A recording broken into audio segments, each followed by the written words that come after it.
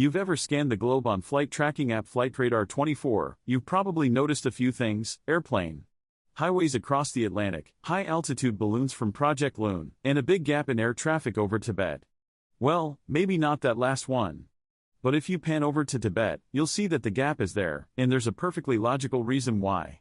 The Tibetan Plateau comprises an area of approximately 965,000 square miles, or just shy of 4 times the size of Texas, according to NASA and the U.S. Geological Survey. Peeking at Flightradar 24, you can typically see planes flying in neat and orderly paths to the north and south of this massive region, but not right through it. That's because this is one of the highest areas on Earth, with an average elevation of about 14,800 feet.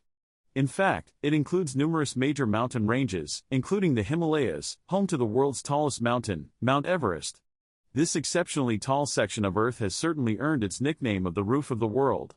Now, you're probably thinking that planes fly well above 14,800 feet at cruising altitude. And that's true. Cruising altitude is usually between 30,000 and 42,000 feet. So why does the Tibetan Plateau's elevation affect flights? It all comes down to oxygen levels. If a plane were to experience decompression at cruising altitude, the oxygen masks would deploy, and the captain would descend rapidly to an altitude with more oxygen, ideally below 10,000 feet. For a point of reference, plane cabins are typically pressurized to about 8,000 feet for comfort. Given the average elevation of the Tibetan Plateau, descending that low isn't usually an option, which could spell trouble for any plane experiencing difficulties.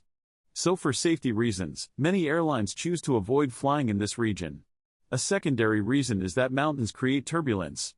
You've probably experienced a few bumps in the air as you're flying over the Rocky Mountains on a transcontinental flight. Now imagine that going on, and on, and on as you fly across the entirety of the Tibetan Plateau. It simply wouldn't be comfortable for everyone on board.